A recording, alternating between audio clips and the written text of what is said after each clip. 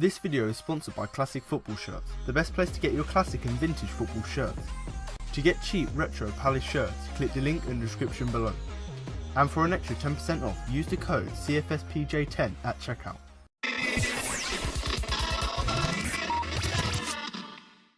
Hello and welcome to the Equals for Palace podcast. I'm Alfonso Greenbrook, and in today's podcast I'll be looking over the game against Fulham but bringing you my match review, player rankings and my man of the match. As well as this, I'm also going to bring you interviews with Roy Hodgson, Wayne Hennessy, Aaron Wan-Bissaka and Jeffrey Schlupp after the game. So let's begin.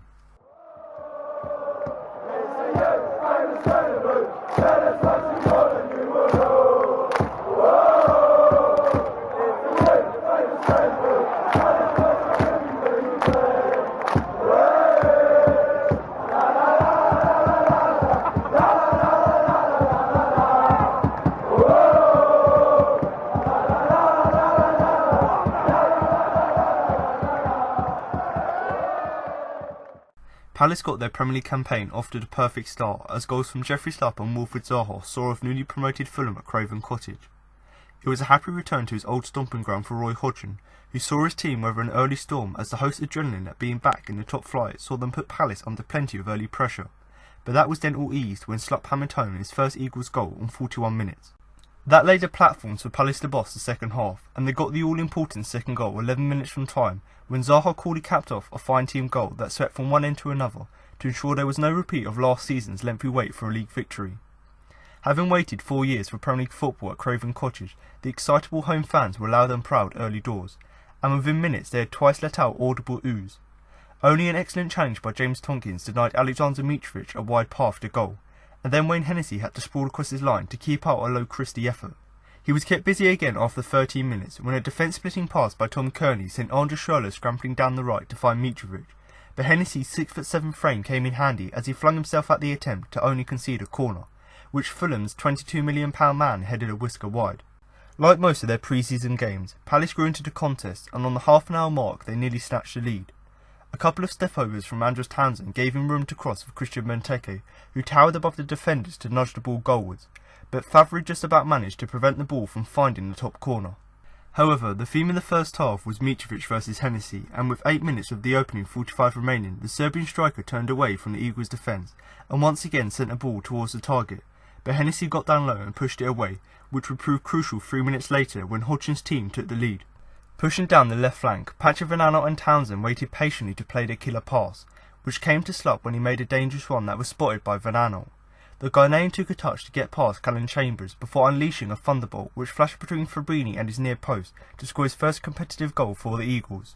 The travelling fans at that end of the ground were celebrating wildly when they saw the ball belted into the back of the net just 90 seconds later when Van Aanholt was found by Zaha before finishing with a lump. But he was correctly flagged for offside as Palace ended a half that began with them under serious pressure in the lead.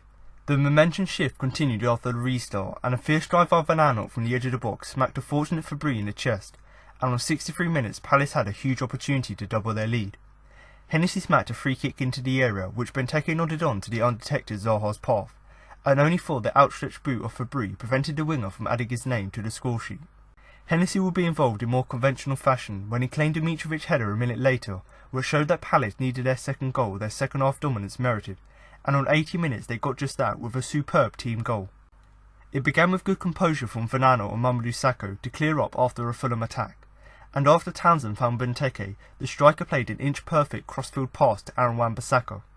Despite being under pressure from Mitrovic, the youngster edged over the halfway line before slipping in Zaha, who created an angle to slip the ball under Fabry and seal the victory. As good as Hodgson's team had been in attack, they were also indebted to Hennessy for keeping them in the game during a tricky opening half an hour, and he managed to keep his clean sheet intact by tipping away a Ryan Sessegnon header and blocking a calmer effort from a tight angle. Indeed, debutant Cheku Kouyaté almost put the icing on a very sweet red and blue cake in injury time, but another stinging blast was pushed away by Fabry, but Palace's first opening day victory since 2015 had already been long secured.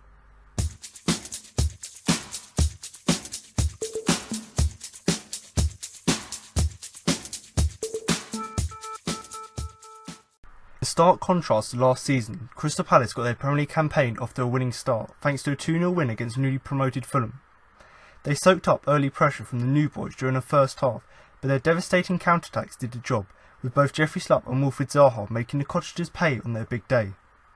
It took until October for Palace to get 3 points last season. This time around they have as many goals and as many points at the end of their first day of the campaign. Here's what we took from West London. Keeping Zaha was huge. Keeping hold of prize asset Zaha was nearly as big as a new signing in itself. His importance cannot be underestimated, and he caused Fulham all kinds of problems throughout the 90 minutes, and if it wasn't for some good pieces of defending from Callum Chambers, he would have had a hatful of goals. His energy and pace was almost unplayable at times, with the Fulham defence resorting to wrestling him from time to stop him causing any more problems. You get the impression he'll be the difference between taking 3 points and none for Roy Hodgson's side this season, and having a play like that is so important. The coming of age for Aaron Wan-Bissaka. Having only played a handful of times for Palace last season, Saturday's game by the Thames was the coming of age for the 20-year-old defender from Croydon. He dealt superbly with Fulham's wonder kid Ryan Sessegnon, whilst also stamping his own authority on the game by dispossessing the left winger before feeding through Zaha for his goal. He was superb in attack and controlled in defence, and it was an assured performance from a man so young in age. He will face sterner tests this season down the right-hand flank, but he will be full of confidence that he can perform after Saturday's showing. Strong defensive shape. If there's one thing Hodgson has got Palace doing since taking over, is being better in defensive shape. That was evident again at Craven Cottage, with the visitors defending well and not allowing much space in behind the back four for Fulham's offensive players to exploit. Their efforts did allow Mitrovic to use his physical presence to turn his man and get a shot off, but apart from that the away side looked defensively sound, which would please the boss. Last season they shipped 3 at home to newly promoted Huddersfield, but they didn't make the same mistake this time around. There's a fight for the number 1 shirt. Vicente Gaeta was signed from Getafe in June, but he faces a fight to take the number 1 shirt from Wayne Hennessy. The stopper could well have had one of his best performances in the Palace shirt against Fulham, as he kept a clean sheet and pulled off a number of strong saves throughout the game. Mitrovic will have left the ground wondering just how he didn't put one of them efforts past Hennessy, but it was an inspired performance from the 31-year-old. He ended last season strongly and picked up where he left off, giving Hodgson something to think about when picking his number 1, while laying out a challenge to Gaeta. He won't be giving up that jersey easily.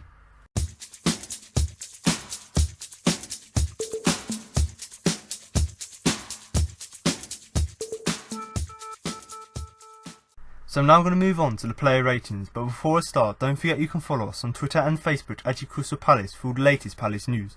And also, if you're on Facebook, do feel free to join our Facebook group, which is a really great place to join in with discussions and also share your opinions with other fans. And if you are someone like myself who likes to post on forums and likes to read what other fans have to say, then of course the Facebook group is the place to go.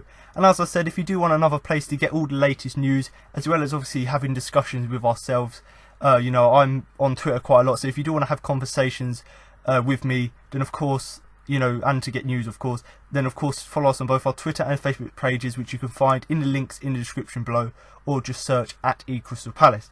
Now, of course, if you are listening to YouTube, that's a great place where you can share your opinions. So, of course, you can drop a comment below the video with your views of the game, and of course, your play ratings, where you rate the players' performances from 1 to 10. And even if you don't want to do that, and you just want to share your opinion of the game, and you don't want to do it on Twitter, then of course you can just comment that below in the YouTube comments, and of course I'll read through all of the comments and just, give you my point of view as well. And the main reason I want you to do this is A, because I like to read what other fans thought of the game, just so I can get sort of a different perspective of it, but also whether you're a Fulham or whether you're a Palace fan, I just want to have your thoughts of the game, what you guys thought of the game, and obviously I can just compare that to my opinion and obviously just see sort of where we align in terms of our sort of outlook of the game. Now, of course, if you do want to follow any of these social media pages that I've already mentioned, or of course join the Facebook group, which most people will be allowed to join, then of course do check all the links that will be in the description below. But I'm now going to start with the player ratings, starting in goal with Wayne Hennessy, who I'm going to give an 8. Made several good saves, including one from Mitrovic to keep the Serbian out in the first half, and a couple of late saves to keep his clean sheet intact. So Wayne Hennessy here is a player who last season, for the second half of last season, was in pretty good form, and much like what you heard in the things we learnt from the game, he has sort of continued this form into the new season with a fantastic performance on the opening day of the season, and certainly, as you'll hear later on in the podcast, he's up there as one of my 4 nominations for the Man of the Match award. But the reason I've given him an 8 is just purely because of the amount of class saves he made in the game. Now, we've quite often criticised Hennessy for not making saves, but in this game, whenever the ball came into the box, he was down low, he got his positioning right, and he was making saves left, right and centre. Now, later on, obviously, I'll go on and talk about a few other points in terms of the man of the match. But the thing that I like about Hennessy's performance, really, I've put into 3 sort of categories. So the saves he made at 0-0 to keep it at 0-0 were very important. That one, or one of them from Mitrovic in particular, was a fantastic save to keep it at 0-0. Once Palace were 1-0 up, the next thing was for Hennessy to go into half-time with that clean sheet intact and help Palace to come in at 1-0 up. Obviously, just before we scored, obviously he made another save, and obviously just as we scored after that, I think he had to make a save as well. So not only was he making sure we could keep the clean sheet at 0-0, but he's also making sure that we could protect that 1-goal lead going into half-time. And obviously the third point is, when Fulham were putting on pressure after half-time, and once Palace got that second goal, he was still able to remain firm to make sure that we could win the game by a 2-goal advantage, but also to make sure that he could keep his clean sheet. Now, when you consider last season he didn't actually keep that many clean sheets, it's actually brilliant to see that actually on the first day of the season puts in a good performance and obviously gets rewarded with a clean sheet. And like I've said, he didn't really get that many of them last season. But like I said already, you know, there were the 3 real key points I could sort of look and highlight his performance from. But like I said already, Mitrovic in particular, he was having a fantastic physical battle with the 2 defenders, you know, Saka and Tompkins. But whenever he got past them, obviously we know how good of a finisher he is. He goes to finish, but Hennessy was there, stayed strong, made his hands big. And if you look back at some of the saves, you know, these are sort of saves where if you're not positioned in the right place, or you don't stretch at the right time, or don't dive at the right time, you're not going to save that. So the fact that Hennessy was able to get, you know, the diving correct, the positioning correct, that is obviously quite impressive as well. So that's a thing that he was quite poor at the beginning of last season, you know, in terms of positional play and in terms of, you know, his diving. But he seems to improve that quite a lot, and he's continued that form from last season into the new season with another good performance here. And, you know, the point I made in the player rating, or sorry, in the things we learned, was that Vicente Guaita coming in, maybe that sort of giving him a bit more competition, which has helped him to up his performance because he wants to remain the first choice goalkeeper. If that is the case, then Vicente Guaita is a fantastic signing, because not only is he a good goalkeeping option to bring into the side if we do get injuries, but also he's proving a good acquisition because he's making Hennessy a better player because of that competition. So you can look at it in 2 ways, you know, that they're both good goalkeepers, and you know one's just in the team and is performing well, or you could look at it going, actually Hennessy really wants to keep his place in the side, so he's performing so well because of that competition from Guaita and of course Speroni, and obviously that's overall improving his performance. Now in the sort of match preview, I did predict that Vicente Guaita would start, and that's because I made it a few days before the game, and obviously Hennessy got injured at the Toulouse game, so couldn't play that, so it was a bit unsure whether he would start. But of course, before the game and at the press conference on Friday, we knew that Hennessy was going to start because he'd recovered from his injury. But, you know, there was still a bit of debate on Twitter as to whether Hennessy would start or Guaita would start. Many people were disappointed when he was announced in the lineup, but as we saw with his performance, he's proved all his haters wrong with another fantastic performance. And, you know, people would criticise him and they always want to use him as a scapegoat. But what you've got to look at is actually the last sort of 5 months or so, he's been absolutely fantastic, and you know, you've got to give credit to the player himself for picking himself up, but also the coaching staff, you know, Dean Kiley, the fact that they are able to pick up his performances and obviously help him develop as a player and put in good performances like this. But once again, like I've said, obviously there was debate as to who would start, but Hennessy definitely proved and definitely showed why he did deserve to start that game. But like I've said already, a very good performance from him, you know, making a couple of decent saves here and there, as well as a few good saves as well. And also his distribution was quite good in the game. You know, there was one free kick in particular where he lofted it long to Benteke. Benteke headed it down. Zaha, you know, had a shot through and goal, and obviously the goalkeeper made a good save. So not only has Hennessy improved his saving ability, but actually his distribution is, you know, we know Guaita's distribution is good, but Hennessy's obviously improved that as well, you know, as seen by a few of these knockdowns and headers won from Benteke. So overall, a good performance from Hennessy, not only because of his saves, but his distribution as well, and I do think a fully deserved 8 for him. Now to move on to the left back, Patrick Villano, who I'm going to give a 7. Was a real outlet for Palace down the left hand flank and looked dangerous when attacking into space. So Patrick Villano here, I've given him a 7, and much like his performance were at the end of last season and have been in pre-season, obviously, you know, over the last sort of few weeks or so, Patrick Villano has continued that form and put in another decent performance here for Palace. And, you know, like what I said last season in terms of he's not only good defensively, but also offensively, that's exactly what we saw in this game here, you know, and he sort of put in a performance which really would epitomise what you think a modern fullback is.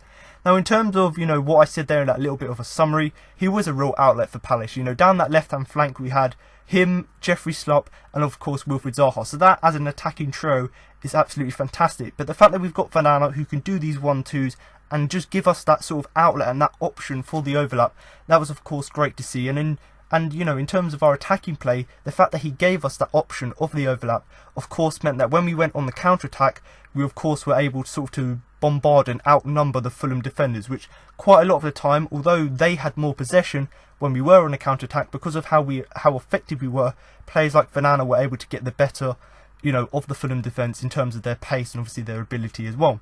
And like I've said already, yes, he was pretty solid defensively, but when attacking into that sort of space in behind the defenders on the overlap, he was very dangerous, and that's of course from a fullback, that's great to see as well. Now something I did pick up on in the game is actually last season I said he needs to cross more, but the thing I picked out in this game is quite a few chances he was actually looking to cross the ball into the box more, which of course is great to see. That's something we saw from Papa Soare 2-3 seasons ago, and the fact that Van Aanholt, we know how good he is at attacking, his offensive work is brilliant, but if he could add just that final cross into the box, that would make him even better. And certainly I did start to see that in the game.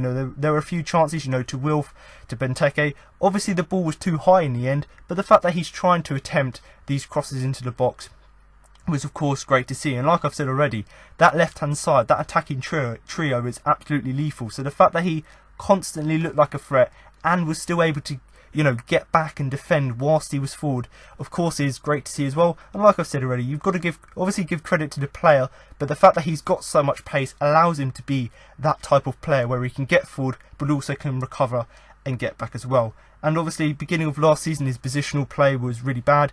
Towards the end of last season it was fantastic, and obviously he's just continued that into the new season. Roy Hodgson seems to have got the best out of him, and long may it continue, because at the moment he's looking absolutely fantastic.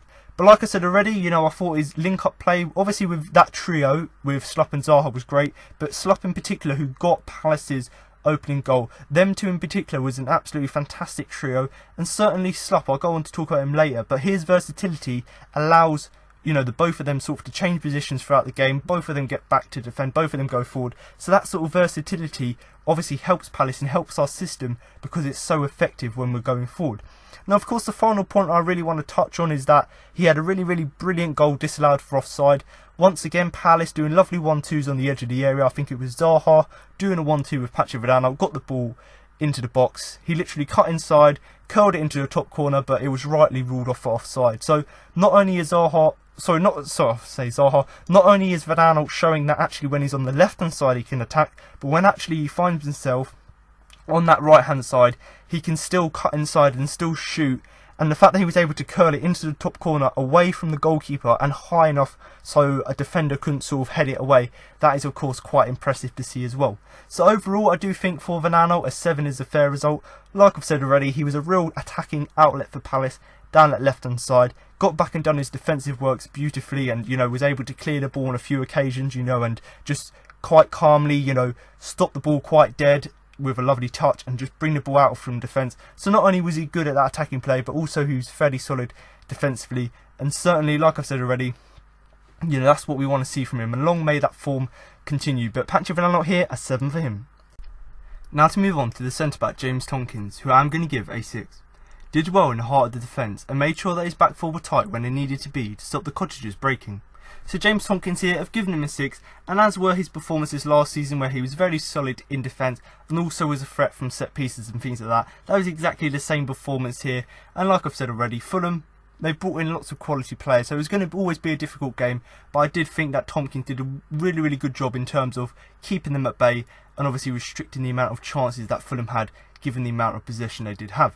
But in terms of Tomkins himself, I think he done a really great job in terms of the whole defence as a whole. So of course, individually as a performance, he was very solid defensively. I don't think he let a single cross into the box without heading it away. I think he made a number of superb tackles. But not only was his personal defensive performance good, but the way that he commanded the defence and actually was playing at the heart of it and made sure that his whole back four knew what they were doing, that was of course great to see as well. And that's something that we've seen quite a lot in pre-season in terms of the organisation is there and all the players know their position, where they need to be in their positions, but also you've got players, you know, talking to each other, communicating with each other really, really well so that everyone knows what they need to do. And certainly Tompkins sort of marshalling that back four, making sure everyone knew where they had to be. That of course meant that the back four were really, really tight when they needed to be. They could spread out wide when they needed to be, you know, when we were in possession. When we weren't, they were quite tight, and obviously that was quite useful because it meant that we were able to obviously stop Fulham from breaking. And of course when we were in possession, we sort of pushed out wide so that the fullbacks could also go on the overlap. So I think Tompkins' sort of personal defensive performance was good, but the overall team performance and the fact that he commanded the back four was also really good as well. Now the battle I was quite excited for before the game was of course Ryan Sessegnon versus Aaron Wan-Bissaka, but second to that I think Tompkins and Sakho versus Alexander Mitrovic was quite a tasty one, and we certainly saw that throughout the game. But I really think that Tompkins dealt with his physical presence for Mitrovic really, really well throughout, and because he done that, he obviously was able to marshal the back line effectively as well. So I've already sort of touched on that. But the fact that we were able to deal with their biggest threat obviously meant that he spent less time worrying about him, because when he was there, he was able to deal with him. And he spent more time just making sure that he was able to make sure the back line were, you know, they were effectively doing their jobs. And that's of course great to see. But like I said already, I do think Tompkins dealt with Mitrovic slightly better than Mamadou Sakho. Not to say that Sakho had a bad game, but I do think that Tompkins versus Mitrovic was a very good battle, and ultimately, other than the few shots that Mitrovic had which Hennessy saved, I do think that Tompkins done a fantastic job in keeping him at bay. But overall, I think Tompkins here, you know, is quite, I can't always say quite a lot about Tompkins because his performances are always very consistent. He always does a job which you would expect him to do, and he always sort of gives you a solid 6 or 7 out of 10 every week, and that's certainly what it was here. You know, I've given him a 6 because I thought he just done his job effectively, kept the main threat quiet, and of course just give that leadership to the back four. But other than that, there was nothing really that spectacular, and I do think a 6 is a fair result for him. But do comment below what you think about his performance, and also, you know, you've got to bear in mind that him and Sakho are still unbeaten. I think it's in 12 league games, so once again that really, really impressive run of an unbeaten run as a partnership is continuing, so that's of course great to see as well. So I'm now going to move on to the second centre back, and that is Mamadou Sakho, who I'm going to give a 6. Struggled somewhat with the physicality presence of Mitrovic up top, did better in the second half and dealt with the balls in the air well. So Mamadou Sakho here, I've given him a 6, and I'll just touch on that first point I made in terms of the physical presence of Mitrovic. I already sort of touched on it already, but I do think that Tompkins done a much better job in terms of dealing with Mitrovic. Not to say that Sakho was bad necessarily at dealing with him, I just thought that Tompkins was a much more sort of assured and effective when it came to dealing with their main threat. Now obviously he did struggle somewhat because obviously the physical battle was obviously quite impressive, but quite a lot of the time I think it must have been the game plan. Whenever Mitrovic came into the box, I think it was mainly Tompkins who dealt with him, and obviously Sakho was the guy to play the ball out of the back. But although he obviously struggled with Mitrovic, it was mainly sort of just early on in the game, because sort of, yeah, if you sort of look at the game and beyond the first sort of 20-30 minutes or so, after that, you know, where Fulham dominated, after that I think Palace played superbly, and well, I say superbly, they played excellently, I suppose. Not superbly, not quite good, sort of in the middle, let's say excellent. And you know, after that sort of 30 minutes or so, Palace played really, really well. And of course Mamadou Sakho was one of these players that once he sort of got through that patch where Fulham were playing really, really well, he was someone who grew into the game more and certainly did a lot better in that second half than he did in the first half. And the main reason for that is just because of how well he dealt with the balls in the air. You know, I said with James Tompkins that he didn't let a single cross into the box that I could remember. The same could be said for Mamadou Sakho, especially in that second half. I thought he dealt with the balls in the air really well, and that's something that Fulham were trying to do because they knew that they weren't going to necessarily get past Tompkins, Sakho, Van Aanholt and obviously Wan-Bissaka, so of course they had to try something different. So they were pumping balls into the box for Alexander Mitrovic, who we know is really, really tall and physical, and of course both Tompkins and Sakho dealt with the balls in the air as well, which is obviously great to see. But like I said already, you know, I've given him a 6 because it was not necessarily the best performance, but much like Tompkins, he just done what he had to do and just got the job done. Yes, he was a bit shaky at, the beginning. You know, he weren't necessarily playing as well as Tompkins was in that first half, but much like we see from quite a lot of the team, especially last season, they take a little bit of time to grow into the game, and certainly that was the thing with Saka here. He struggled in the beginning, but slowly grew into the game. And especially in that second half, he was obviously improved drastically and of course was fantastic in there. Now the final point I want to touch on, this is something that I talked quite a lot about last season, and I keep referencing last season, but it's obviously the fact that we've continued our form from last season. We've obviously got to backtrack and look at it and see obviously what things are going right for Palace in terms of why we're playing this well. And of course Mamadou Sakho was one of the key players in terms of our build-up play. So you quite often talk about ball playing centre-back, carrying that ball from the back, driving forward. That's something that I think Tompkins and Sakho do really well, but Sakho in particular is fantastic at that. There was a number of times against Fulham where we couldn't necessarily drive forward or pass the ball into the midfield because obviously it was quite compact because of how good Fulham were in the midfield. So sometimes it just took Mamadou Sakho to go forward a few yards, make a bit of space so that there was a more space for Palace in the midfield.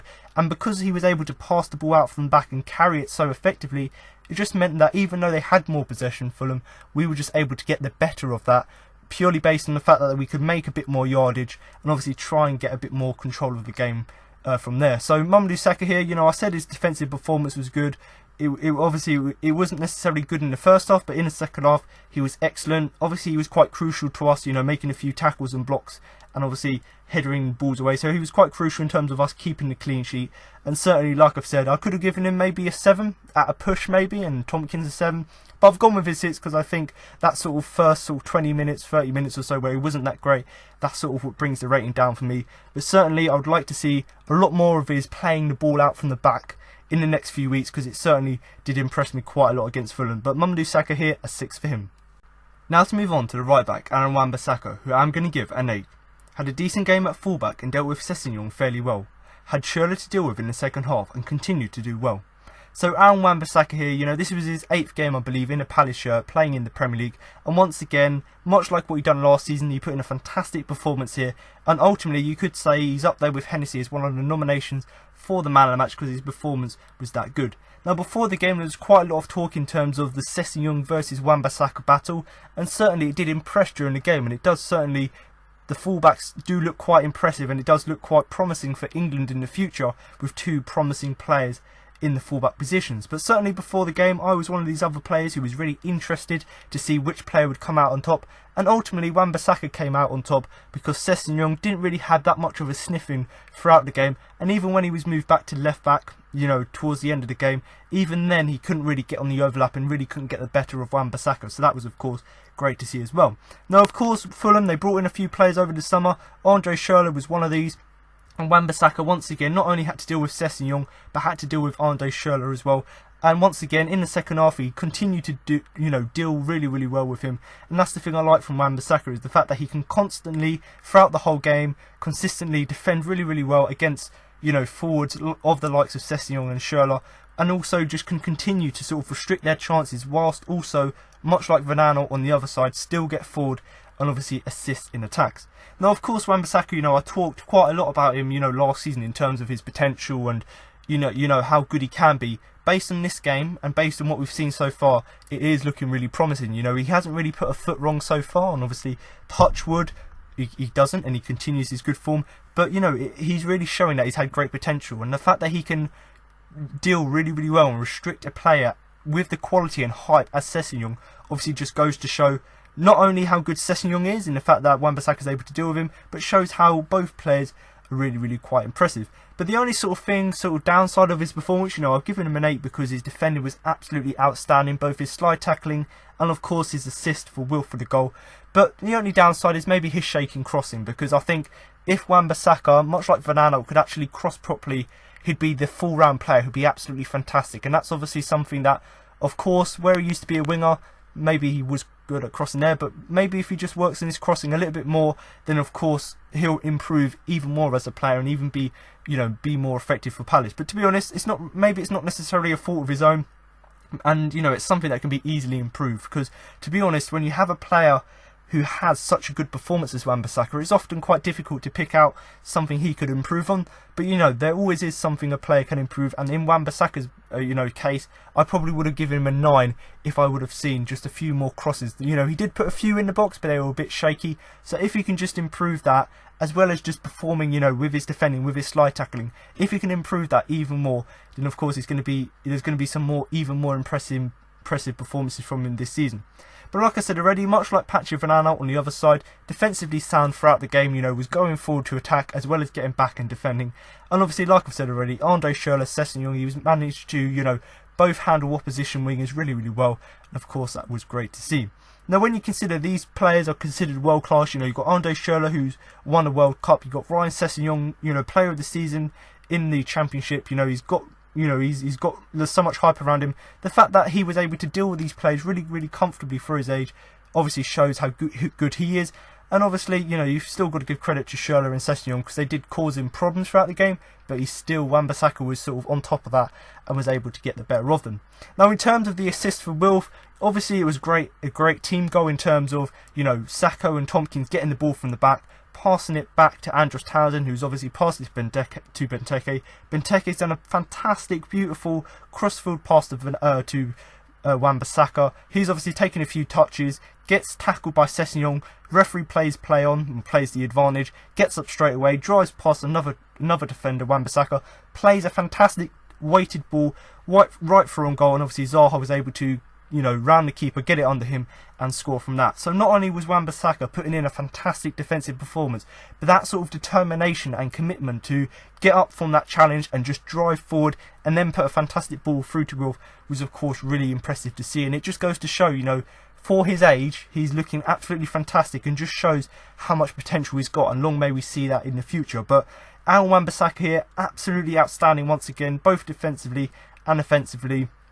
That assist for Wilf was absolutely class. And like I said already, you know, I don't really want to pick out bad things from his game, but like I said, there were a few shaky crosses in the game. But if he can improve that in the next few months or so, he'll turn out to be an even better player. So Wan-Bissaka here, a great talent, and 8 for him.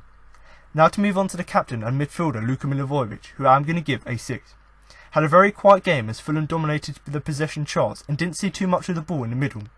So Luka Milivojevic here, he's just come back from the World Cup, you know, played in the last sort of 2 pre-season friendlies and has looked quite impressive. And of course, he sort of continued his form from the World Cup here, where he was a fairly consistent performer. Wasn't necessarily as outstanding as he was last season, but still done a shift for the team, which is of course what you want from the captain. And much like what I mentioned with Tompkins in terms of being very vocal, I certainly did see that quite a lot with Luka, and that's of course great to see. You know, whenever there was a decision, whenever Wilf was pushed down, he was the first player, as you would expect as the captain, to go to the referee and just explain to him, you know, Wilf's being pushed over left, right and centre, and actually, you know, he was able to, you know, not only keep the team calm, but also just sort of talk with the referee about that. So not only was he doing his overall midfield job well, but I think as the captain, and I think it's, you know, it's definite that he's the captain now, but I think it's a very good choice for captain. Not only was he doing his work in the midfield well, but also he was leading the side well, once again showing the leadership quality he has got.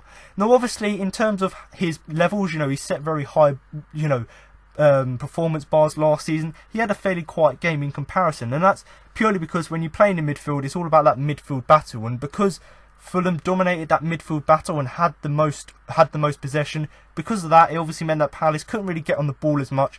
And a player like Luka, who really thrives on getting the ball from deep, driving forward, and obviously when we're not in possession, just making tackles, a player who thrives in that when you can't really have that much of the ball because Fulham are dominating you and because they're just passing the ball around, you're not going to really see too much from him. But I must say, there were a few challenges and a few tackles I saw from him which were really quite impressive, and that just goes to show, you know, if you've got a player who's having a very quiet game, not really getting on the ball as much, if you've got a player who can still pop up when they need to make challenges, or, you know, to go to the referee or things like this, if you've got players who can do that, that's obviously quite impressive. And of course it's very important, because I talked about it last season, you know, Wilf, for example, a few times last season was very quiet throughout the game, but he popped up at the crucial moments to get the goals for Palace to win the game. And that's certainly, I suppose you can compare it to Luka in this game, where he was very quiet but still popped up when he needed to. But ultimately, because Fulham dominated, he really didn't have too much control of the game. But certainly I did see glimpses of the quality he's got, and certainly having seen what he can do at the World Cup, you've got to see, and you've got to, you know, look at it and go, actually, Luka, he is, you know, one of our better players, and long may his form continue. And certainly I hope that he has as good as the season that you know, when you compare it to last season. But certainly, like I said already, he was largely a passenger for the game in the central midfield. That's not really his own fault. I just think because we were playing 4-4-2, they were playing a 4-4-3, they just had one extra man in midfield, and that basically just meant that they dominated possession. Now, although obviously he had a quiet game, like I've already mentioned, and I've sort of briefly mentioned this as well, but I still think he done a decent job protecting the back four, and that's what you want from you know, your covering defensive midfielder. You know, you want someone like that who can come into the side, or, you know, be in the side. Not only has he got leadership skills, but you want him to be in front of that back four, give them protection, and certainly he did do that. And when you consider someone like Tompkins, other than someone like, you know, their striker Mitrovic, other than that, they didn't really have any threats in and around the box because the back four were doing so well, and because obviously Luka was giving them protection. So that really just goes to show that actually, if the midfielders covering the back four do their job properly, then of course you limit the chances of the whole team as well. But like I've said already, the final point really I want to go over, and the main reason I've given him the 6, is just because of his good leadership over the team as the captain. And like I've said last season, you know, it's between him, probably Tompkins at a push, and maybe Sacco. You know, these were the sort of players who were going to be up there for the captaincy, and I do think Luka is the right decision and the right choice for the captain, because as shown here and as shown last season, he's got them leadership skills as well as obviously his quality he's got in the midfield. But Luka Milivojevic here, a slightly quiet game in terms of his standards, but I do think a 6 is a fair result. Now to move on to his midfield partner, James McArthur, who I'm going to give a 5. Saw a fair bit of the ball in the middle of the park and tried to stop Fulham from breaking, cutting up the play. So James McArthur here, I've given him a 5, and much like the performance of Luka Milivojevic, in the fact that it weren't as good as we've seen in previous seasons, and of course we've seen in pre-season, once again, it wasn't the best performance from McArthur, and it certainly wasn't the worst. Now in terms of comparing, you know, the two midfielders, or the two central midfielders, I did think that McArthur was slightly more involved in the fact that he saw a little bit more of the ball in the middle of the park, but I did still think that he was just lacking a bit more of that sort of defensive tenacity that we saw from Luka, hence why I've given him a 6. But to be honest, you've got to give McArthur his, you know, credit where it's due, because I thought, you know, considering Fulham had their fair share amount of possession, I think that he done a really great job in terms of stopping them from breaking, and I think he also done a great job in terms of cutting up the play and making sure that they couldn't, you know, make advances into our box. So in that respect he done alright, but I just don't think he was on the levels to which we know he can play at, as we saw last season and during pre-season. And when you consider it to Luka, who had an average game, James McArthur was not necessarily terrible, but he wasn't necessarily average. He was sort of in that in-between middle ground, and you know, some people may disagree and may give him a 6 because he was alright in some aspects of the game, in the fact that he was breaking up the play. But overall for me, I think, considering Fulham had the domination in the midfield, I think McArthur was one of these players who really did struggle as a result of Fulham's domination. But like I've said already, you know, Fulham made a lot of signings, but they seemed, especially Surrey for example, I think he obviously has helped to improve their quality quite a lot, and certainly, you know, they've got the quality in the midfield, and obviously we just couldn't quite match it for some parts of the game, especially that sort of first 20 to 30 minutes or so. But to be honest, like I've said already, McArthur, I've given him a 5. I could have arguably given him a 6, but I'll give him a 5 just because if I've given you know, Luka a 6, I think McArthur's performance was not bad, but just not as good. So I think a 5 is a fair result. But in terms of, you know, just going over it again, he did try to break down Fulham's play. So like I've said, got to give him credit there. And obviously the fact that he tried to break down Fulham's play is obviously a great thing. You know, we like to see our midfielders try to have a bit of tenacity, try to sort of break up the opposition, and obviously McArthur did his best. Not necessarily as good as he could do, but certainly done his best there. But like I said, like Luka in midfield, did struggle a bit, obviously to get a foot in and obviously get a better hand, or the upper hand in the midfield battle, but also just to maintain possession. And you know, McArthur is one of these players, I think, who thrives on just getting on the ball and driving forward, and because we didn't have a lot of possession, he couldn't really do that, and he couldn't really play, you know, as he likes to play. But like I've said already, and the main reason I've given him a 5 is just because of how good he's been in pre-season. You know, this game was nothing like the standard he set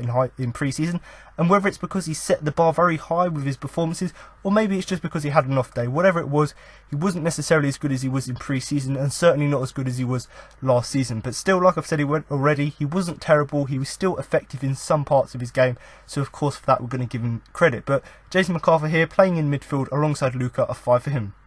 Now to move on to the left winger, Jeffrey Schlupp, who I'm going to give a 7. Scored from a really good effort after turning from his man. Apart from that, had a fairly quiet game against the Cottagers.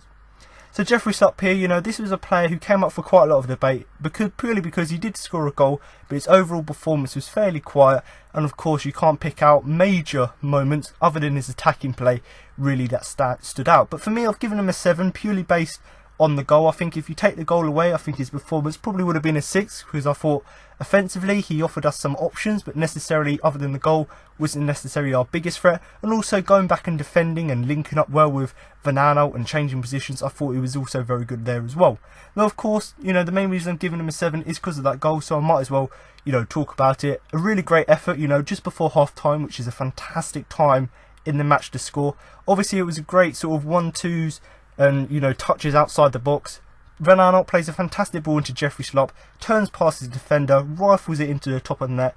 Too much power on it and accuracy to get it right into the top corner, so there wasn't really any chance of the goalkeeper getting it, because the goalkeeper was at his right hand post, and obviously Jeffrey Schlupp just put it wide of him and obviously literally put it into the roof of the net, which was absolutely fantastic to see. So not only was the build up to that goal great in terms of the team play, 1-2 touches, link up play, but the fact that Jeffrey Schlupp was able, who's not known for his goal scoring ability, we must add, because he hasn't really scored that many goals in his career, but the fact that he was able to pick up the ball from that 1-2, then turn a defender, then just slot it so powerfully, and the fact that his celebrations were absolutely fantastic, that was of course great to see as well. But like I said already, I could have given him a 6, but because of the goal I've given him a 7. But apart from that, a fairly quiet game overall, and much like the midfielders in McArthur and Luca, he did struggle slightly because of how well Fulham were playing. I did think that someone like Sessegnon, for example, was really playing well. Someone like Andre Schürrle as well. So these are players who were playing really well. So it's not necessarily, and because we obviously didn't have possession, it's not necessarily an easy game for someone like Schlupp to get involved. But once, like I've said with someone like Wan-Bissaka or Van Aanholt or even Wilfried, as I said last season, these are the sort of players who, even if they have an average game or not the best game, the fact that they can pop up at certain moments and just finish their chances is exactly what we want to see, because we saw that many times with Wolf last season where he wouldn't necessarily play great for the whole game, but when that chance came to him, he'd finish it. And that's exactly what we saw with Jeffrey Schlupp here. Nothing necessarily outstanding throughout the whole game, but the fact that when that chance came to him, he finished it, obviously just shows how good he was. And I talked about McArthur in terms of his pre-season was very high. Jeffrey Schlupp's was even higher. He was absolutely outstanding in pre-season, getting 2 goals. I think he may have even got a few assists. So the fact that he's actually come into the side with a new role, rather than playing at left back, he's playing slightly further forward in that sort of left wing role. The fact that he's able to come back in the side and actually he looks much more physical, looks much more powerful, that's of course great to see as well. Now I briefly mentioned it with Van Aanholt, and I'll go on to talk about it with Zaha, but I think that sort of attacking trio down the left is absolutely lethal. It's a really great attacking threat for Palace to have, and obviously we wanted Loftus-Cheek to play there. We couldn't quite get him on loan, but I still think Jeffrey Schlupp's proving that he could step up. Maybe he's not as good as Loftus-Cheek, but he can still step up into that role and put in good performances, and that's exactly what we saw here. Once again, he's got loads of pace, and as we've seen here, if you give him the chance, he can finish it. So he's showing that he's got really the sort of skills and calibre you would need to play that position. And certainly I think in this new role where he seems to be looking good, especially from pre-season and obviously the game against Fulham here, maybe he may be able to thrive and get a few more goals and a few more assists in this new role for him. But like I've said already, Van Aanholt, Zaha, we know they're a fantastic duo down at left hand side, but if you add even more pace with Jeffrey Schlupp, it gets even better. And like I've said, that attacking trio where they can do 1-2 passes between the 3 of them whilst getting the ball in the box and involving the midfielders, that's of course great to see as well. But once again, just to go back to his whole gameplay, just to summarise, probably give him a 6 for his overall game, but the fact that he scored that goal is the main reason I've given him a 7. Like I've said already, a great finish, lots of smart runs, outside of the box to ping the ball around, and then obviously when it fell to him, he was able to make that fantastic turn past the defender and rifle it into the top of the net. So Jeffrey Schlupp here, a 7 for him, a really good performance. Now to move on to the winger, Andros Townsend, who I'm going to give a 6. A quiet game from Townsend, who didn't cause Fulham's fullbacks too much problems. Put in quite a number of crosses, one of which Benteke almost scored from. So Andros Townsend here, I've given him a 6, and as you know, I've mentioned with a few of the other players, this is another player, Townsend, who's been absolutely fantastic in pre-season, getting 6 or 7 assists, I believe it was, and obviously just being a general attacking threat, and certainly we saw that in the game here again, obviously against Fulham. But like what I've said with quite a few players in this game here, because Fulham played really well in the midfield, we did struggle quite a lot throughout the game, and certainly Townsend was one of these players who did sort of, it did sort of hurt his game, that domination, because really it was just an overall quiet game from him. But I've seen a few people give him a 5, which I think is quite harsh, because I do think a 6 does really sort of reflect his performance, considering, that even though he didn't cause too much problems, when he did actually get the chance to run on the outside of the defender and put a cross in, he done that really well. Now there was one cross in particular which was absolutely fantastic. He picked up the ball on the edge of the area, got literally to the byline, past the defender, whipped a fantastic cross into the area, and Benteke almost scored from it. Now, that header from Benteke was absolutely fantastic. It was go top corner, and obviously the goalkeeper made a save to put it onto the bar. So, of course, we were quite unlucky with that, but the fact that Townsend, even though he wasn't having the best game, the fact that he could just pop up out of nowhere, run past a defender and whip the ball in, obviously just shows the class he's got. And, like I've said, he's been absolutely outstanding in pre-season. Like I've said, 6 or 7 assists. So the fact that he's come into the season with that form and seems to have continued it here, maybe not necessarily as high, much like MacArthur, setting the bar really high, maybe not as good, but the fact that he may have an average game but still able to put in crosses of that quality is of course great to see. And it just comes back to the point I made about Wilfried Zaha, last season, and obviously quite a number of times in this podcast already. Andros Townsend can be sometimes one of these players who, yes, he's very consistent, normally puts in 6 or 7s every week, but when he's not necessarily having the best game, he can just pop up when you need him to. And that was an example where he may not have had the most influence or the most attacking threat or the most ability to run down the wing during the game, but the fact that he could pop up at that one chance and just take the ball to the byline and whip it in very accurately is of course great to see as well. Now, of course, like I've already said, I've given him a 6. I've given him the benefit of the doubt because he didn't necessarily have that much attacking influence on the game, and obviously, like I said already, he didn't necessarily have the offensive impact on the game that he would have liked. And maybe one of the reasons for that is just because Fulham's fullbacks just dealt with him really well. We've got Sessegnon on the other wing, who was obviously having that great battle with Wan-Bissaka. On the other side, I'm not quite sure of his name, but he seemed to do a pretty good job on Townsend, and because of that, it obviously left space for the likes of Benteke and Zaha to get through. So maybe it necessarily wasn't a bad thing that Townsend was just being marked and really well defended against, because ultimately it just freed up a bit more space in the team. But like I've said already, you can't really criticise him too much, obviously, because he done alright. He didn't necessarily do great, but he done alright. And like I've said already, put in a number of good crosses into the box.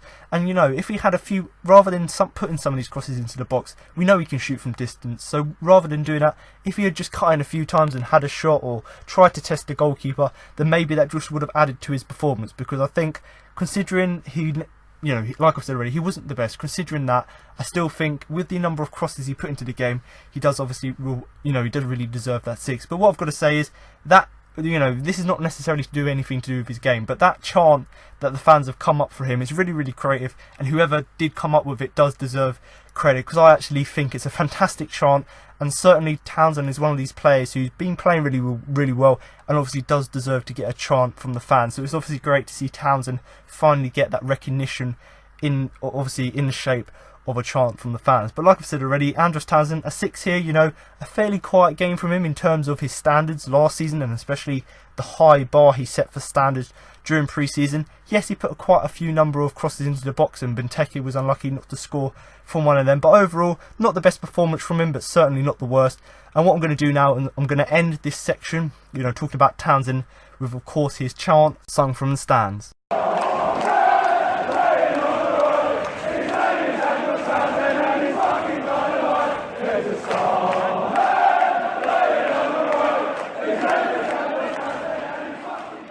Now to move on to the forward, Wilfried Zaha, who I'm going to give a 7.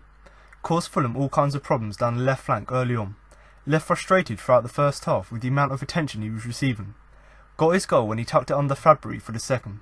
So Wilfried Zaha here, I've given him a 7, and as I've talked about quite a lot of players in this podcast already, but in terms of last season and of course pre-season, Zaha was certainly one of these players who's been good in both and certainly looks to have carried that form into the new season. Now of course I've given him a 7 mainly because he scored the goal, but overall, even though he was frustrated quite early on in that first half, I did think he caused Fulham all kinds of problems down at left flank.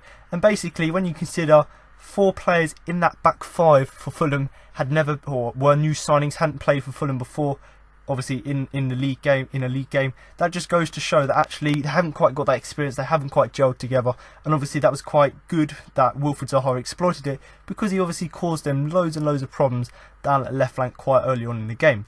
Now of course, like always, the opposition kick him, they push him, they foul him all the time, and of course you can understand him getting frustrated. And certainly in that first half he got quite a lot of attention, purely based on the fact that obviously he was getting tackled left, right and centre. Now he obviously got booked later on in the game, I believe, for a challenge, and the thing that made what I thought was quite surprising is that we've seen many challenges in the game from Fulham players on Wilfried Zaha, which was exactly the same as the one Wilf made, but yet no player was booked. So it just goes to show the inconsistency of refereeing. I would say, I would want to put it out there that I thought the referee had an outstanding game.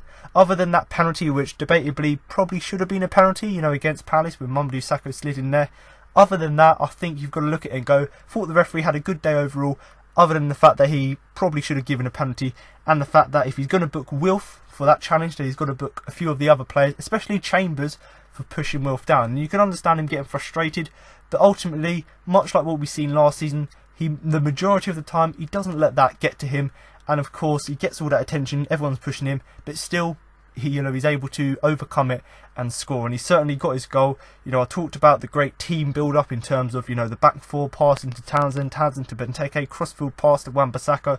Obviously that's all great, but of course the finish as well was great. The fact that people say, or have said in the past, that Wolf has no end product, that goal really just epitomises it. The fact that he's able to time his run perfectly to accelerate past the defender, round the goalkeeper, and then as the goalkeeper's diving, just managed to put it under him and just roll it into the back of the goal. So, even though it looks like an easy goal in terms of it being an open net, the skill there is the fact that you time your run perfectly, you time your shot so it obviously goes under the keeper, and of course you put enough power on it so it can go across the line. So there's little things there that, even though it was an open goal, it was a great goal. Obviously the team build-up play before it was great, but obviously the finish as well, you think it looks easy, but actually if you consider all different components and parts of it, actually it's a really quite good goal. And Fabry was one of these players, much like Kenneth, he was making saves left, right and centre, but when it came towards the end of the game, Palace were obviously 1-0 up and then 2-0 up, putting on quite a lot of pressure on Fulham, obviously because we had that advantage, and of course he did sort of show a few mistakes towards the end of the game. So it just shows that, although he's a new signing, I believe, for Fulham, maybe he's not quite cut up to the Premier League quite yet, mainly because obviously, he dived for that ball rather than, he dived too early for the ball or too late for the ball, so Wolf was just able to roll it under him. So maybe you could argue that the goalkeeper should be doing better, but like I've said already, the build-up play, that ball from Wan-Bissaka, and of course the finish were all very good. And I've seen quite a lot of people give praise for that goal on Twitter, and rightly so, because obviously the assist was good, the team build-up play was good, but of course the finish was just as good. But overall, I've given Wilfried Zaha a 7 because even though early on he was getting kicked left, right and centre, I thought he was a constant problem, for the home side down at left-hand flank. But once again, like I've said, he was frustrated with a few of his failed opportunities. There was one chance where Hennessy took a free kick, Benteke headed it down, Zaha, this was an example of one of Fabry's saves. Zaha's obviously got on the end of that flick on from Benteke, hits it first time, Fabry makes his save. So you can understand him, getting a bit frustrated with some of his opportunities.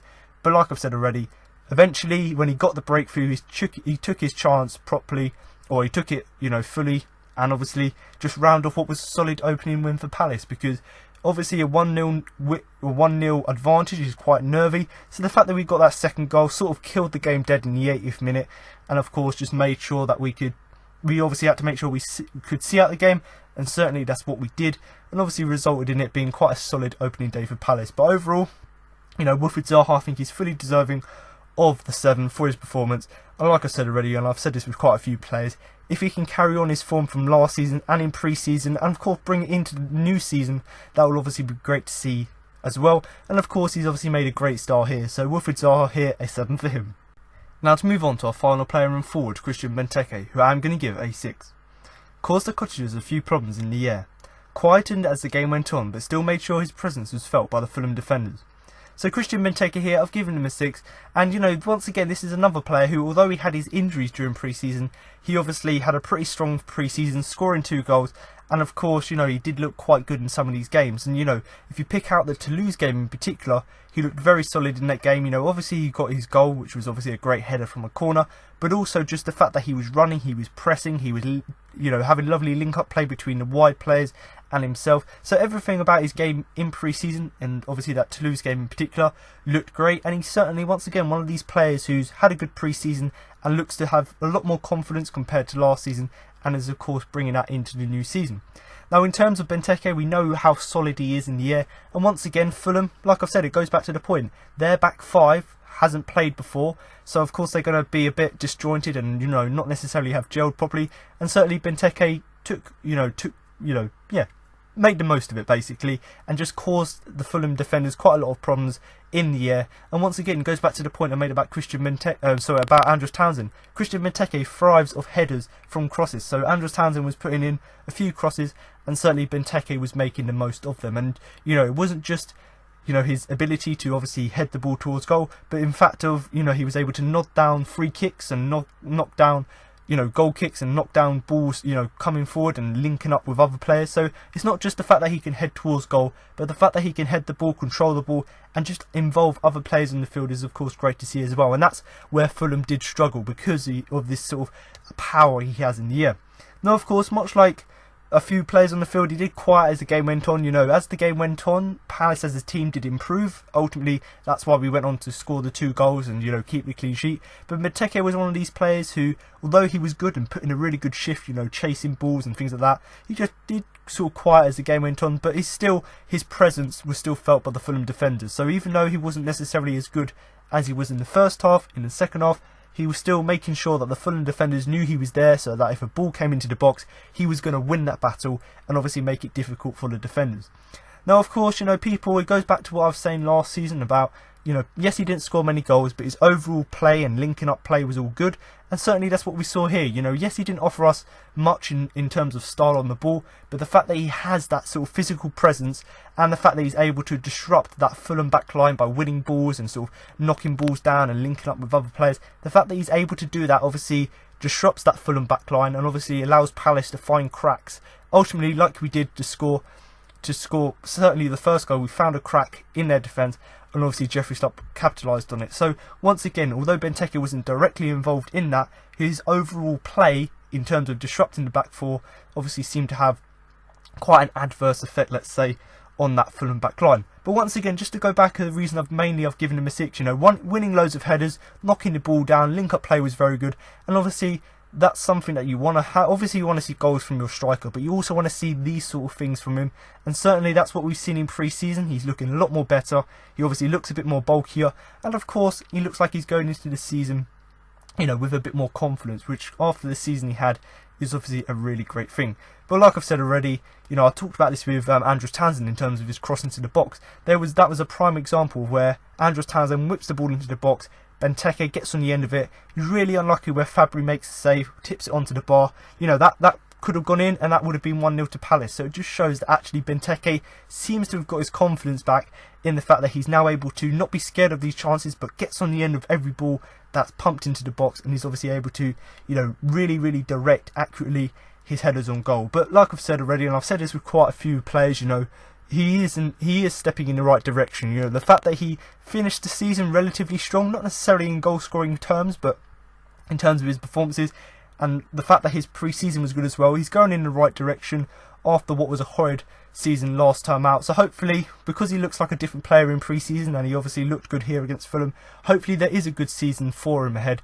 And hopefully, you know, I don't like to set targets for players, but hopefully maybe he can get 10, maybe 15 goals, because we know what he's capable of, and hopefully we can see some sort of return like that from him this season. But Christian Benteke here, good performance from him. Ultimately was quite unlucky not to get a goal, but I do think a 6 is a fair result. Obviously now I'm going to move on to the substitutes. You know, Roy Hodgson was quite, you know, people moaned quite a lot last season because he didn't make many substitutions. But with our summer signings, we've now got a bit more squad depth. and of course we were able to make a few substitutions. So, you know, Sorloth came on, Kouyaté came on, Papa Souaré came on. So obviously these are the sort of players who you'd like to have them off the bench just to give a few fresh legs, and certainly they did do that. So Alexander Sorloth came on in the 82nd minute. I'm probably going to give him a 5, really, because he didn't really have any time to mark any proceedings on the game. You know, he didn't really have any time to make an impact. But once again, that just shows how far our depth has gone. You know, last season, before Sorloth came in, we couldn't really bring anyone off the bench, but the fact now we can play Benteke and then bring someone like Sorloth, who maybe he's not as good as Benteke, but still an option, the fact that we can bring him off the bench is great to see.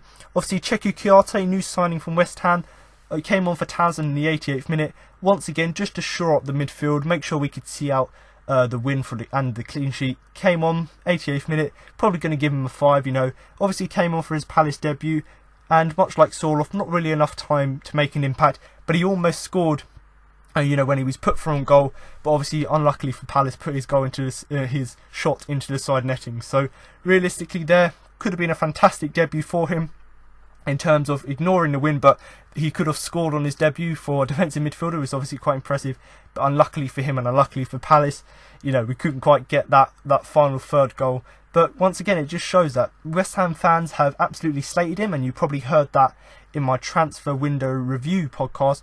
But actually, he just shown there that yes, he can come off the bench and just shore up the game, but also he's got that ability to run into the box and actually, you know, he's got a decent shot of him, as shown by that shot that went into the side netting. Now, of course, Papa Souaré, it was great to see him come off the bench, and in 90th minute for Van Aanholt. This was basically just a late appearance for him, just to conserve a bit of energy. And also, I think I've heard a few people suggest this, maybe it was just nice for Van Aanholt, because of how good he performed, just nice for him to come off the pitch just so he could get an applause from the crowd. And certainly, if that was the case, and obviously for fresh legs, then of course he does fully deserve that. And you know, Papa Souaré, you know, he may not be as good as he used to be, but he's still a decent option off the bench, because normally we would have Jeffrey Schlupp on there, but because Schlupp's now playing in the game, we obviously have two left-sided players, or two left-backs basically, playing in the side. So of course Papa Souaré just gives us that other option off the bench, which is great. But no rating for him really, because he came on the 90th minute, not really enough time to make an impact. But like I've said already, the fact that we've got 3 substitutes who can come on and not necessarily change the game completely, but the fact that they can come on, give us fresh legs and just help us to see out the game is obviously great to see as well. So Sorloth, Kouyaté and Souaré all coming off the bench as substitutes, and certainly didn't have enough time to make an impact, but certainly did help us to see out the game. So just to go through, you know, a few points about the game, you know, positives I saw from the game, and you know, my overall thoughts. So in terms of positives, I think PVA, Schlupp, Townsend, and obviously special mention to Wan-Bissaka and Hennessy. You know, they were all fantastic. You know, in the game, you know, for Schlupp, for example, you know, he's playing levels above he was last season, and you know, that just goes to show how over the summer he's overcome his injury, seems to have bulked up, and seems to just have improved his overall play. Obviously, Wan-Bissaka, we know how good he was last season, but the fact that he's only played 8 games and is still bossing yet another high-quality player is, of course, great to see. And, of course, you know, players like PVA, Townsend, Wilf, they were unplayable again. They were very good, and, of course, that just goes to show the quality we've got in this team. And also, the fact that they can all work together just shows how tightly knit the team is and how well they did work together. Now, people have said Hennessy's had a player transplant. I wouldn't necessarily agree with that, but I would say he is a changed player, and certainly the last 5 months or so have shown how he's become an even better keeper, and it just shows that he's a totally different player than he was this time last season. You know, he's continuing that form, that good form from the end of last season through pre-season to here today, and as shown by the amount of saves he made in the game here, as well as some of his good distribution, it just shows that actually he's an improving player, and long may that continue.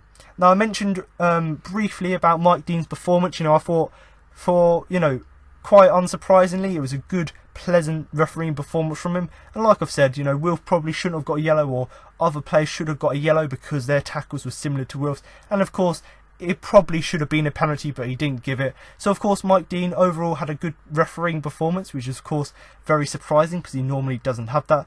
And really the final point, or the main point I want to make, is that we're not just a one-man team. You know, people go on about we need Wilf to score, you know, to keep us up. Yes, Wilf scored today and he had not today, he scored on Saturday and he had an influence.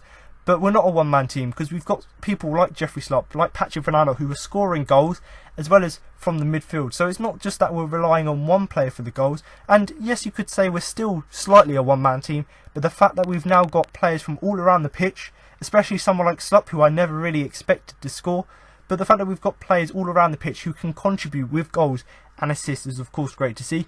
Of course, every team has their one player. You know, you look at Chelsea, if they didn't have Hazard, would they be as good? You look at Man United, maybe someone like Lukaku, if they didn't have Man City, if they didn't have Kevin De Bruyne. So if you take the best player out of any team, they're going to struggle. And of course, it's more noticeable with Palace. But I think we need to say that, yes, we're slightly a one-man team, but less so after performances like this, because it shows that players around the field can obviously contribute. But my final really point and summary of the overall game is that hopefully there is a positive season ahead. You know, I talked about it in my pre-season review podcast and a transfer window review podcast, but the system's looking good. You know, the formation, the free-flowing football is looking good. The fitness of the players looks very high, which of course is what you want going into a new season. And certainly the amount of pre-season games we had in 5, as well as a few midweek games, that sort of system and having loads of games seems to have really helped our fitness. So really for me, I just want to, you know, finish off by saying the players obviously seem to be really, really happy playing under Roy. They seem to have accepted his philosophy really well, and they seem to be executing it to excellence. So hopefully them sort of 3 bullet points, hopefully that does mean that there's a positive season ahead. But do comment below with your views of the season ahead, and obviously I'm going to go on to the man of the match now, so obviously get thinking who you think the man of the match should be. But once again, another good performance here.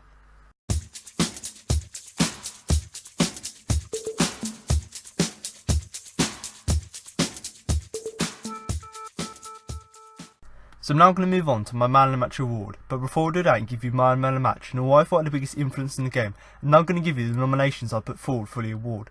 Now of course, after such a good performance, you know, we didn't start the game great, but actually overall as the game went on, you could see you could say that it was a pretty good performance. And overall, because it was a good performance, there's quite a few players up for nomination this week, and this is something where towards the end of last season we did see that quite a lot, where the whole team performance was so good that actually it was quite difficult to pick out 4 players in particular. But before I go on to tell you my 4 players, I've got to say Andros Townsend, James Tompkins, Jeffrey Schlupp, just to name 3, are, you know, players who've missed out on the start, on, you know, getting on my shortlist, not because they were any worse, just because I thought that these players who I have put on the shortlist were just even better than them. So obviously the whole team was good, and it was a good performance overall if you sort of take away the first 20 minutes or so. But these players in particular, got to give them a special mention because they just miss out on the shortlist. So the 4 players I've gone for this week, you know, our first game of the season, I've gone with Wayne Hennessy in goal, I've gone with 2 fullbacks in Aaron Wan-Bissaka and Patrick Van Aanholt, and I've gone with Wilfried Zaha up top. So I think most people can agree these 4 players were the best in the game. Obviously there's a little bit of discussion if you want to have that, so if you do disagree with my 4 nominations, then of course feel free to comment that below in the YouTube comments, or contact us on Twitter at @eCrystalPalace. Just to go through individually why I've put these players on the shortlist. Wayne Hennessy, quite simply, he was absolutely outstanding, making save after save to keep Palace in the game, and the majority of them were from Mitrovic, and there was one from Sessegnon as well. You know, they were absolutely fantastic saves, and they kept us in the game. And you know, they kept us in the game at different points. You know, the saves he made in the first half obviously kept it at 0-0. Then once we went 1-0 up, Fulham were putting pressure on us, he was still able to make big saves to make sure that we went in 1-0 up at half time, so that's obviously great. And then obviously once again for the 3rd time, once Palace got the goal, to make sure we could just keep the clean sheet, he was making even more fantastic saves, and it was like as the game went on his saves got better and better. So Wayne Hennessy, he's a guy who's come up with, you know, a lot of criticism recently, but I say recently, I say last season, where actually the last sort of 6 games or so during pre-season and obviously the first game of the new season here, he's actually been playing really decent, so hopefully this form can continue. But once again, making loads of crucial saves throughout the game, which is of course fantastic to see. Now Aaron Wan-Bissaka, where to start with him? Absolutely fantastic, and rightly deserves to be on this shortlist. Obviously it was great to see him get his first Premier League assist, you know, assisting Zaha for that goal, but just his overall defensive and offensive play was fantastic in the game. You know, Ryan Sessegnon versus Aaron Wan-Bissaka before the game, that was sort of touted as the battle to watch throughout the game, and ultimately Wan-Bissaka came on top because not only was he able to keep control and sort of defend really, really well against Sessegnon and make sure that he couldn't get past him with his pace, and obviously just to make sure that he didn't have any attacking opportunities. Not only did he do that, but he was also able to get forward and also attack and be a threat. And obviously that was ultimately seen where he obviously shrugged off Mitrovic and passed the ball to Zaha, which is of course great to see as well. But it's really great to see a Palace youth player who's come up through the system and performing so well. And ultimately, I think he's played 8 games now for Palace, and I'm sure at least 5 of them he's been on the man of the match shortlist, which really just goes to show how high Aaron Wan-Bissaka has set the bar in terms of his performances. But once again here, a decent game from him, offensively, getting forward, assisting for Zaha, and defensively, keeping one of England's other top prospects in Sessegnon. The fact that he kept him quiet was also very impressive. Now Patrick Van Aanholt on the other side, playing fullback, like we've seen all of sort of the second half of last season, and of course in pre-season where he's chipped in with a few goals. Once again, this was exactly the performance you would expect from Van Aanholt. Going forward, he was very attacking and linked up really well with Zaha and Schlupp, but also getting back and defending. He was using his pace to obviously get the ball off the likes of Schürrle and Mitrovic, as well as Sessegnon as well when he did cut onto that side. So not only was Van Aanholt doing that defensive side work and using his pace to make sure Fulham couldn't get a lot of the ball, but also he was going forward. I thought he linked up really well with like I said, Jeffrey Schlupp and Wilfried Zaha. And as we saw with Jeffrey Schlupp's goal, the fact that there was a lovely 1-2s outside the area shows that they've got a good partnership and players can do 1-2s with each other. And of course the assist for the goal was obviously great to see as well. He obviously did score a goal as well, but obviously it was rightly ruled offside. But that just goes to show that once again he's got that attacking threat, which is another reason why he's on the man of the match shortlist, is because he not only helped the team defensively but also gave us the outlet offensively as well. And like I've said, whenever we were on attack, he looked dangerous, using that pace, getting in behind, and obviously creating attacking chances. And like I said, that trio of Van Aanholt, Jeffrey Schlupp and Wilfried Zaha is absolutely solid. So long may that continue, and certainly does give us nice options in the side with all of the sort of intricate 1-2s they can do. But like I've said, attacking and defensive contribution, much like Wan-Bissaka, that's why he's on my shortlist. Now of course, man of the moment, Wilfried Zaha, he's now Palace's joint record Premier League goal scorer, which is of course a great achievement for himself. But in this game, once again, he was a bit quiet in the first half, but in that second half, once we came out, Roy had a chat with them at half time. The team came out much better in the second half, and he was one of these players who was getting on the ball a lot more, getting on the end of loads of chances, and just creating loads of problems on the left hand side when he was linking up with the likes of Van Aanholt and Schlupp. So not only was Wilfried Zaha improved his performance as the game went on, but also he got the goal, which was great to see, a great finish. And of course, you look back at the goal and you think the build-up was good in terms of, Sacco getting the ball, passing it, to Andros Townsend, who I believe passed it to Benteke. Benteke puts a crossfield pass to Wan-Bissaka, he wins the ball. So the build-up play was great, but the fact that he was, Wilfried Zaha was able to get on the end of that through ball from Wan-Bissaka and, quite calmly put it under the goalkeeper into the net, that was of course great to see as well. So not only was he having that attacking threat, but also, basically it was mainly the reason he's on the shortlist is because of his attacking threat, but mainly because of the goal as well. Because I'm sure if he hadn't have scored that goal, you would have probably said he still had a good performance, but the goal really topped it off, because in the first half he didn't really get much of the ball because Fulham were playing so well, but in the second half he was obviously one of our key players and certainly had a crucial role to play in the side.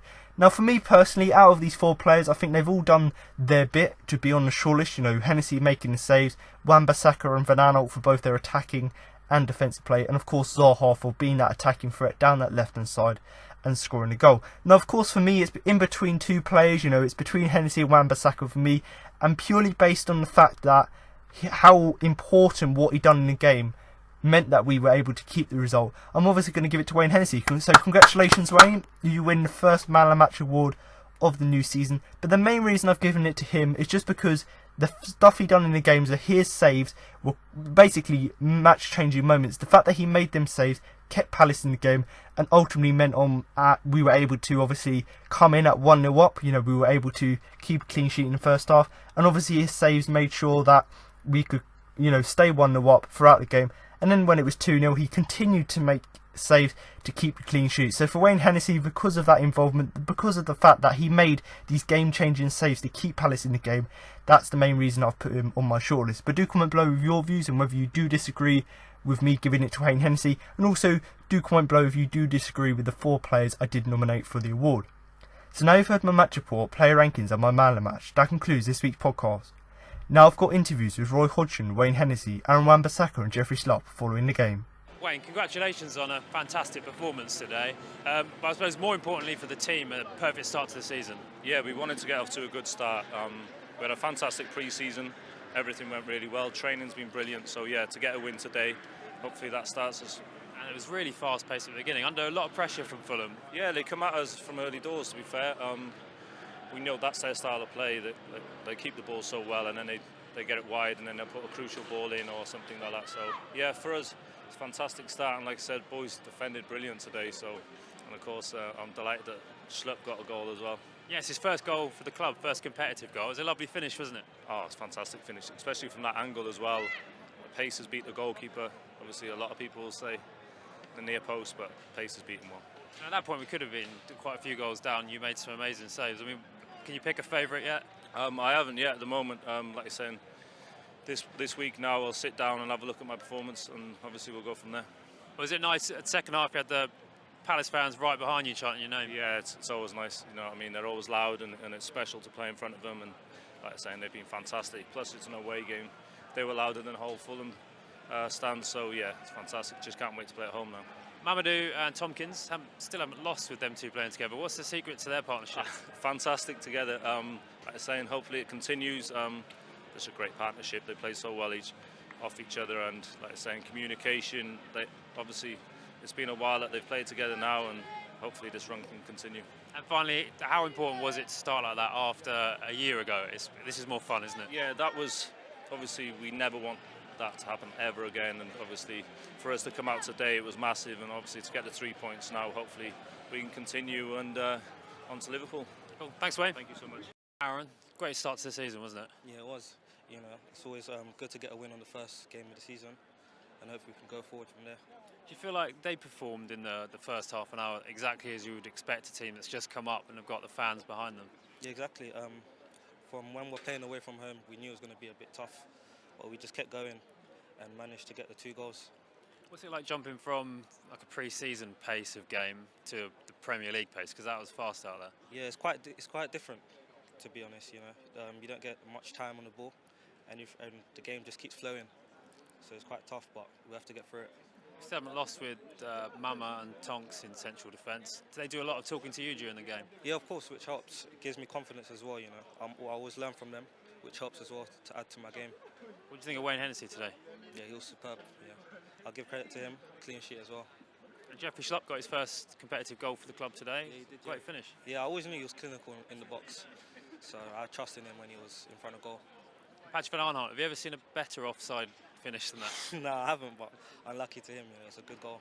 And now let's talk about Wilf's goal, because you had a massive hand in it. Talk us through it. It was from a switch play. Came to me in the air, controlled it under pressure, got fouled, got up quickly, went past one, saw Wilf into the space, slid him in, and I was confident he was going to score. I guess that was bringing back the days when you were a winger or even a striker, was it? Yeah, it was. Yeah, you know, similar position. So yeah. So Liverpool coming up next. Different test. How much are you looking forward to being back at Selhurst? I'm excited, you know, to see the fans as well, because they help. They play a good part to our games, so I'm looking forward to it. Yeah, first competitive goal for the club. Great start to the season. Yeah. Obviously, I think you could see how much that meant to me with the celebration, and you know, what a time to do it. I've waited a long time, and yeah, enjoyed that one. Great ball through from Patrick for you, wasn't it? Yeah. Me and Patrick have got a great relationship and understanding on that left, and the minute he got the ball, there was a bit of eye contact to show him I wanted the ball, and he played it perfectly, and then just concentrated on hitting the target, and it went in, so happy. But before that, a great defensive performance, because they really came at us, didn't they? Yeah. Very good team, and they play the system well when they keep the ball well, so yeah, we have to dig deep, especially the first 20-25 minutes, and we managed to do that, and obviously get the goal at an important time, which was just before half-time. Wolf got the second goal, but the build-up to that, Aaron Wan-Bissaka is really coming on, isn't he? Yeah. What a player he is. You know, he seems to be growing with confidence every game, and he's getting better and better. You know, he did a great bit of play from him, obviously, to slide in Wilf, and then play the ball to Wilf perfectly, and obviously Wilf finished it off, which was very, very important for us. And finally, just what's it like playing in a Roy Hodgson team? Very organised. What's training like? Yeah. You know, like you said, you know, organisation. You know, we went back to basics. There you go. That's for you. Yeah, you know, we go out on the pitch and we know what we're doing. You know, it's drilled into us in training every day, and we went out and executed that today. Roy, clean sheet and an away win. Perfect start to the season. Absolutely, yeah. It's a tough ask in the first half. I thought they came out to the traps very fast and played some good football and asked a lot of questions of us. Luckily, the back four and the goalkeeper were up to the task and could answer some of those questions. But I thought second half we played much better. We started to get more control in the game and started to look very dangerous ourselves when we broke out. And as a result, you know, towards the end of the game, it was a lot quieter feeling than I had in the first half, where they looked like scoring on a number of occasions. How important was Wayne Hennessy's performance today? Very. We've been very lucky. He and Guaita have been fantastic in the pre-season. Both have done exceptionally well. It was an easy decision for me to have two top-class goalkeepers, one that you've brought in, perhaps, to be the number one goalkeeper. But Wayne, I thought, did so well towards the end of last season. Has done equally as well as Vicente in the pre-season. So I took the decision to stick with him and give him the chance to retain his shirt. And I thought that he repaid my confidence fully today. Jeff Schlupp got his first competitive goal for the club today. Right. Came into the club as kind of used more as a left back, but you see him more of a midfielder or just so versatile? He can do both. He's versatile. That's the bottom line. He can do both. I wouldn't hesitate to play him at left back if necessary, but in Patrick Van Arnholt, of course, we have, in my opinion, one of the best left backs in the league at this moment in time. So I moved Jeff forward and play him in as a left-sided midfielder, where, to be honest, a lot of the movements, a lot of the things he would do won't be so different to what he does at left back. It's just further up the field. Aaron Wan-Bissaka, he was up against a highly rated player, Ryan Sessegnon, today, kept him quiet, but then he was good offensively as well. Yeah, he was excellent. He just had a very, very good game. He must be delighted with everything. I thought he was superb today. I thought his defending was good. I thought his attacking was good. He's been like that in pre-season. In pre-season, he's hardly had a bad game. We've been delighted with him, and it's fantastic to see him be able to bring that onto the field today and help us get an important result. He was certainly one of the players I would single out for praise.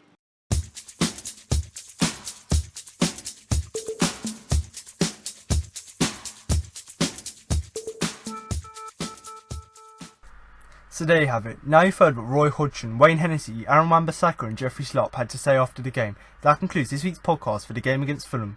But make sure to come back next week from a post-match review of the game against Liverpool. So thanks for listening, and remember to up the Palace.